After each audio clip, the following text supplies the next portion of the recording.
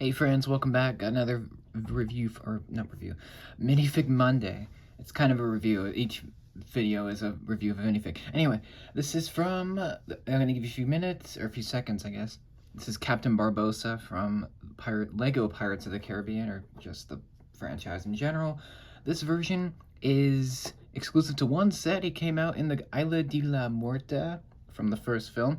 Legit the only set from the first movie, which is so shocking. There's so many great, like, action moments and things that they could have done, but they only did one scene. Granted, it was the most iconic scene from the end of the film, but still, that's a little bit shocking, right? At least Pirates 1 got a set. Pirates 3 didn't get anything. That's pretty embarrassing if you think about it. Regardless, here is Captain Barbossa. I'll give you 360 of him. Another version of Barbossa came out in another set, the Fountain of Youth from Pirates 4 on Stranger Tides. My second favorite. I know it has its haters, but I definitely enjoy it. Is it a step down from the trilogy? Of course. Is it great? I think so. Has enough good stuff going on. And fun fact, Captain Barbossa is one of the few characters to be in all 5 films. So that's pretty awesome. He's a legendary character. Yes, he does appear in Dead Man's Chest, and at the very end, he is there. It's kind of a twist reveal, or it was at the time. Anyway, this minifig is awesome. I'm a big fan of the character, big fan of this figure. It's the only one, there's probably only one bad thing about it. It's not really a bad thing. I'll get to it later.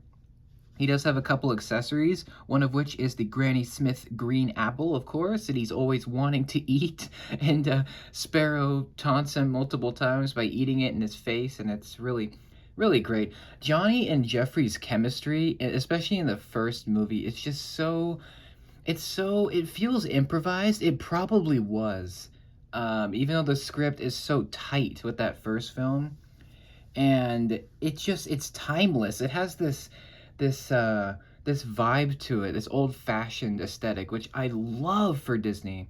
I wish they would go back to it. And part of the reason the first movie works so well is because Jeffrey Rush is just such a perfect villain. In the first movie, he's a straight-out bad guy. He is a straight-up, like, heartless blackguard. He is just a villain through and through. He's kind of a douchebag, honestly. He's not a good guy, but there's a reason why he's so evil. It's because he's cursed. He can't feel anything. And so the only reason why he's murderous and, psychopathic is because he wants to be human again. That's his whole motivation.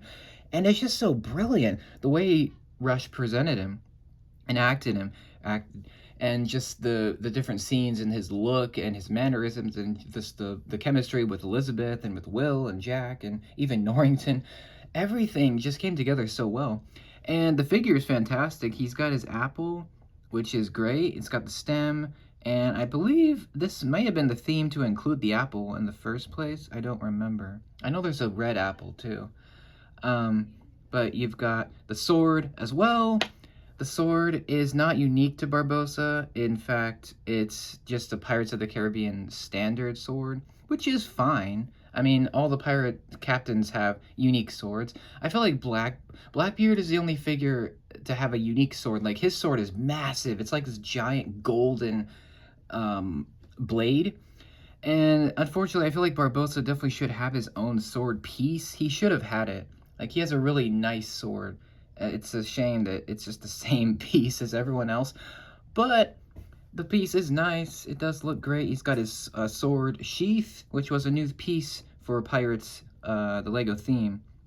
And it's got a little curve. It's got a nice blade. I feel like as it drops, I feel like the blade is a little too short. It should be a little bit longer. I don't know, because all the swords in the film are pretty long. This is just, I guess because minifigs are kind of stocky, but still, it would have been nice to have a longer blade, for sure. But yeah, Barbossa is one of the only characters to have the over-the-shoulder piece with the sword holder, which is really nice to see. And it fits him really well because it's black on black. So he wears a lot of black, which is nice. You could say that this is Barbossa from the first film, although technically this is really Barbossa from the first trilogy.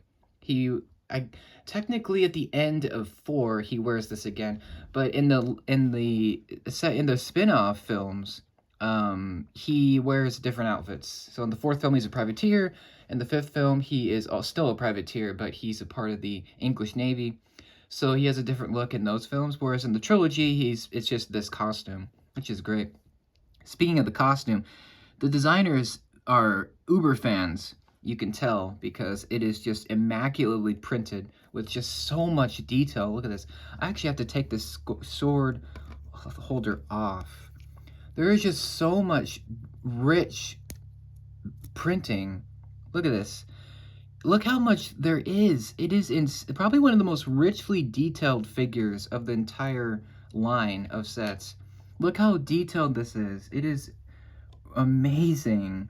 Just how much printing. And unlike Jack, the printing doesn't look washed out. It's actually bright and flesh colored like it should be. Although it's on black, so that's really impressive. He's got like a black trench coat, tons of buttons, tons of belt buckles, and a really nice like undershirt. He's got like a really colorful, vest type of shirt, and like sashes, and you can see the trench coat is really well printed. You got even his necklace up here. I mean, there is just so much going on with this figure printing wise. It's so gorgeous.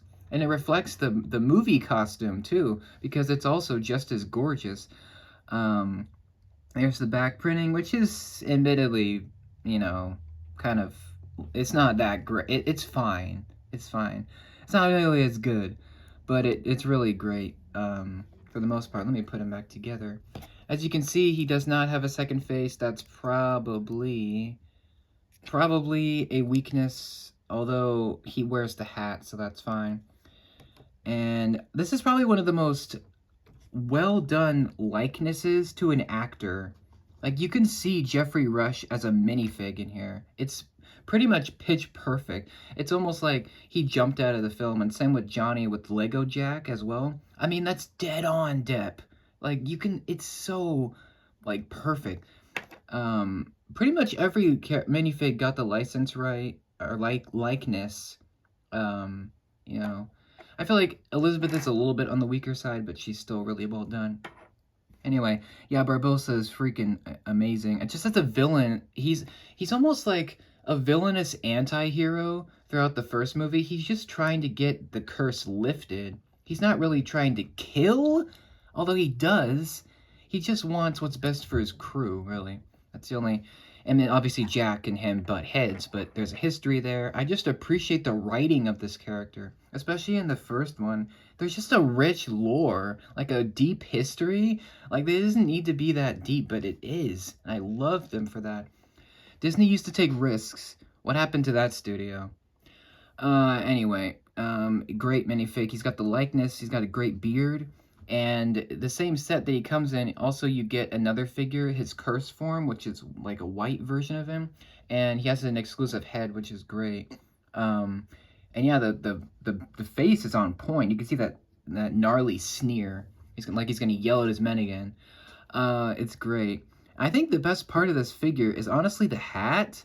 Look how perfect the hat is. And I believe it was made exclusively for Barbossa back in 2011 when LEGO Pirates of the Caribbean first launched. Can you believe it? It was a decade ago that theme launched. And it was only like, what, 15 sets and then they canned it? That sucks. Anyway, you've got the hat. It's perfect. It's like molded so it has a crease on the top. You've got the blue feather. It's perfect for Barbossa. He always wears this hat. It's so perfect for him. And it's molded so well. It's in the black color. It's just so well done. All around, just a piece. It feels nice, and it's just perfect for his character. In fact, he always wears big hats. But yeah, this hat is really iconic. Of course, no second face, because the hat actually, it doesn't completely cover the back of his head. So if there was a second face, you would definitely see it right about there. So, it is a shame. If LEGO would bring back Barbossa as a minifig, they would definitely make like they would make a new piece so that he would have hair on the back, so then he can have two faces. That would have been nice. Or that would be nice in the future if they did that. If not, we got this version. And this is probably one of the more expensive figures. He's around 25 bucks, so he's not cheap. Same with the skeleton one. He's like 20 bucks. So it's because he only came in the one set. Elizabeth's 20 bucks. Because a lot of these figures, they only made one of. Same with Norrington and Davy Jones, just ridiculously expensive. Which is fair because he only came in the Black Pearl. But still, this theme was very short-lived. Which is very sad to say. I would obviously wish for a return. It's highly unlikely though, just because there's no movie, there's no news, there's no point to remaking the sets unless they just decide to. With Indiana Jones, it was different because they had a movie out, but still, you know, it is what it is. Yeah, I love this minifig. Again, the second face thing, it would have been nice if he had one, but it doesn't really hurt it overall. It's probably one of the best minifigs that I picked up in quite a while. Just for his iconic status, for his look, he's just a badass character. And Jeffrey Rush played him so perfectly. I would love to see him come back. Obviously, with what happened with the fifth film, it's unlikely. But he had 5 runs as the character. That's pretty darn awesome. So, if we call it quits, that's alright with me.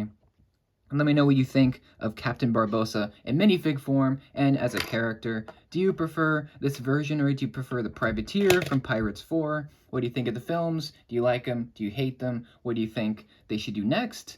Do you think they should revive this theme? And let me know your favorite Pirates of the Caribbean minifig or set down below. Thank you for watching. I appreciate your support. I'll see you in the next video, which might be on Will Turner. We'll see. But that's it for now. Take care. Have a great day.